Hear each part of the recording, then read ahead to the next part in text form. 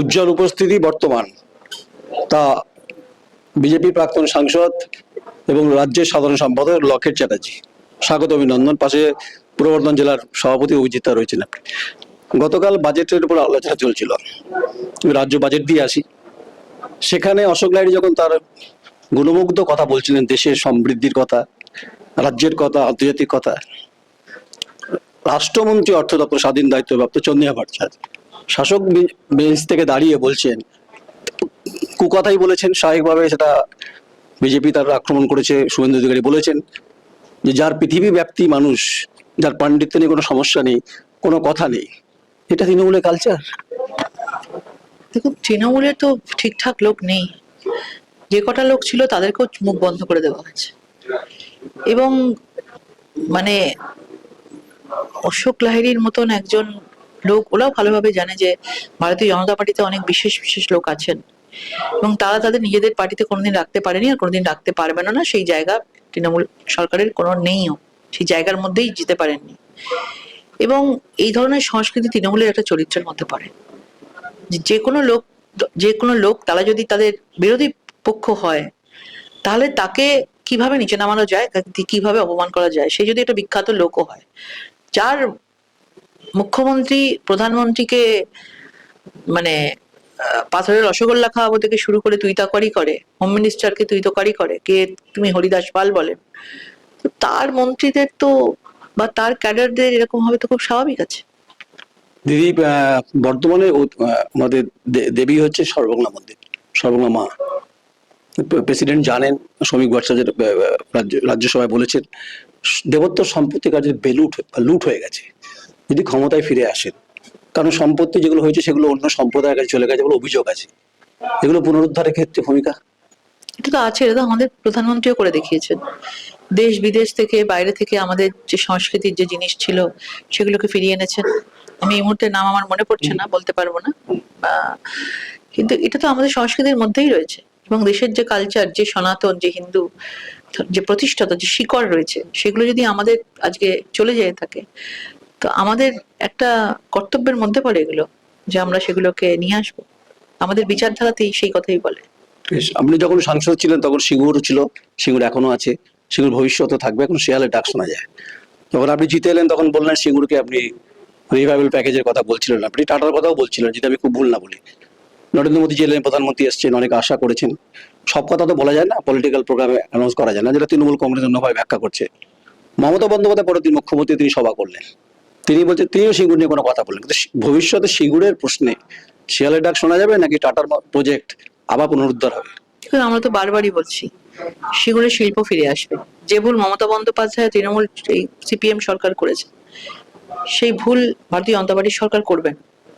উনি শিল্পকেও গুলি মেরে হত্যা করেছেন, উনি কৃষিকেও গুলি মেরে হত্যা করেছেন। এখনো সেই কৃষকের কান্না সেই তৃণমূলের এই সিঙ্গুরের ঘরে ঘরে গিয়ে শুনতে পাবেন। একদিকে যেমন শেয়ালের ডাক শুনতে পাবেন, কৃষকদের কান্না শুনতে পাবেন।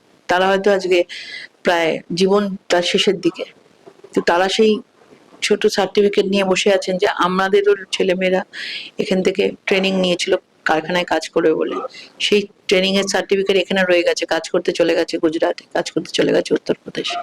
এই তৃণমূলের অবস্থা। আমরা এই ভুল করতে চাই না। আমরা চাই যে উত্তরপ্রদেশ বলুন, গুজরাট বলুন, কোথায় এগিয়ে গেছে। গুজরাট এখন কোথায় এগিয়ে গেছে? আমাদের এখানে তৃণমূল সরকারের অনেক লোকজন আছে যারা গুজরাটে ব্যবসা করে গিয়ে, আর এখানে গুজরাটকে গালি দিচ্ছে, সেসব লোকও আছে প্রচুর। কিন্তু এখানে আমরা শিল্পকে নিয়ে আসবো এবং মানুষ যাতে চাকরি পায়, কর্মসংস্থান, এবং সেই মানুষগুলো যাতে ফিরে আসে বাংলায়, সেটার চেষ্টা করবো। একটু স্মরণে দিয়ে আপনাকে 2007 বা 2008, তখন আপনি সংসদে গণতন্ত্রে আসেননি। বর্তমানে হেলথ মেগাসিটির প্রকল্প হয়েছিল, অভিজিৎদা জানেন, রক্ত ঝরেছিল বামফ্রন্টের জমানাতে। পরবর্তীকালে সেখানে মুখ্যমন্ত্রী হেলিপ্যাড হয়, শুধু একটি মাত্র বা বেসরকারি চিকিৎসা প্রতিষ্ঠান রয়েছে, বাকিতে হলো না। হেলথ মেগাসিটি বর্ধমান জেলা হচ্ছে 5টা জেলার গুরুত্বপূর্ণ হাব। যদি আসেন ফিরে, ক্ষমতায় যদি ফিরে আসে, কারণ politics is a possible industry, যদি আসেন তাহলে নবাবহাট গোদাতে হেলথ মেগাসিটির প্রজেক্টটাকে উত্থাপন বা নতুনভাবে উদ্ভাবনের মধ্য দিয়ে নিয়ে আসবেন কিনা? যেখানে আমাদের এখন প্রত্যেকটা জায়গায় এইমস বলুন বা প্রত্যেকটা জেলায় জেলায় মেডিকেল কলেজ খোলার কথা বলা হয়েছে, প্রত্যেকটা জেলায় জেলায় ম্যান্ডেটরি। এবং আমরা নিশ্চিত যে অন্তত বেঙ্গলে হবে না। বেঙ্গলে আমরা প্রত্যেকটা জেলায় জেলায় মেডিকেল কলেজ খুলতে পারবো না, আমাদের ভাবনা আছে আগামী দিনের ভবিষ্যতের জন্য। যেখানে জেলায় জেলায় মেডিকেল কলেজের কথা হচ্ছে, সেখানে যদি কোনো করে থাকা কিছু প্রজেক্ট থাকে যেটা মানুষের একটা এক্সপেকটেশন ছিল, সেই এক্সপেকটেশন ওপর ঘা মেরেছে তৃণমূল সরকার, তাহলে তো আমরা সেটাকে করতে বাধ্য। কারণ আমরা চাই যে মানুষ আমাদেরকে বিশ্বাস করতে শিখুক। তৃণমূল সরকার যে বিশ্বাসটা ভঙ্গ করেছে। আমি রাজনীতির কচকচানি যাচ্ছি না, আপনি অত্যন্ত সুবক্তা, আপনাকে আমি দীর্ঘদিন ধরে চিনি, কালে কালে দেখা হয় আপনার সঙ্গে আমার। কিন্তু আপনি যেখানে বসে আছেন যে বাড়িটাতে, বিপ্লবী রাসবিহারী বসু ভবন, এটা নিয়ে আমারও আবেগ আছে, আপনারও আবেগ আছে, অভিজিৎদারও আবেগ আছে। যিনি আইনের প্রতিষ্ঠাতা, তার বাড়ি সুবলদা, আমাকে ডক্টর অশোক কুমার লাহিড়ী একটা ইন্টারভিউ অভিজিৎদা করিয়েছিলেন। আপনার কাছে আমার আবেদন, সুবলদা হতে রাসবিহারী, বিপ্লবী রাসবিহারী বসুর বসত ভিটেতে সেখানেও শিয়ালের ডাক শোনা যায়। একবার পীযূষ গোয়েল মন্ত্রী এসেছিলেন, রাজ্য সরকার গেছেন, শুধু মাস্ক লাইট জ্বলছে, অস্তিত্ব নেই। ফিরে এলে বিপ্লবী রাসবিহারী বসুর ভবন তৈরি করা, মিউজিয়াম করা, কারণ পৃথিবীতে রাসবিহারী বোস সবাই সবাই জানেন, আপনিও জানেন, আমিও জানি। তো বিপ্লবী রাসবিহারী বোসকে নিয়ে ভাবনা চিন্তা নিশ্চয়ই থাকবে। নিশ্চয়ই থাকবে। দেখুন, আমাদের স্বাধীনতার সময় বাংলা একদম সামনের সারিতে ছিল এবং প্রত্যেকটা বিপ্লবীকে আমরা সদরে সম্মান জানিয়েছি। সেটা নেতাজি সুভাষচন্দ্র বোস থেকে শুরু করে, ক্ষুদিরাম বোস থেকে শুরু করে, মাস্টারদা সূর্য সেন থেকে শুরু করে, ইভেন রাসবিহারী বোসকে নিয়েও আমাদের অনেক কিছু, আমার চন্দননগরেও পর্যন্ত আমরা তাকে নিয়ে অনেক কাজ করেছি এবং স্বয়ং নাড্ডাজিও এসেছিলেন ওখানে, দেখে গেছেন, তার বাড়িতে গেছিল, দেখে এসেছেন। সুতরাং এ বিষয়ে কোনো সন্দেহ নেই যে আমরা এখানে এলে ডেফিনেটলি আমরা তাকে নিয়ে মানুষের যে এক্সপেকটেশন আছে, আপনাদের যে এক্সপেকটেশন আছে, সেটা আমরা পুরো করবো। আরেকটা স্মরণ করি, শেষ করবো, সেটা হচ্ছে বটুকেশ্বর দত্ত, যার স্বাধীনতা আন্দোলনের বিরাট ভূমিকা। 1929 সাল যখন পার্লামেন্টে লর্ড হার্ডিঞ্জ যখন বোমা মারলেন, ভগৎ সিং আর বটুকেশ্বর দত্ত তারা ওয়ারি গ্রামে 17 দিন লুকিয়ে আত্মগোপন করেছিলেন। সরকার করেছে ঠিকই, বটুকেশ্বর দত্তের বসত বাড়ি করেছে ঠিকই, ওখানেও শিয়ালের ডাক শোনা যায়।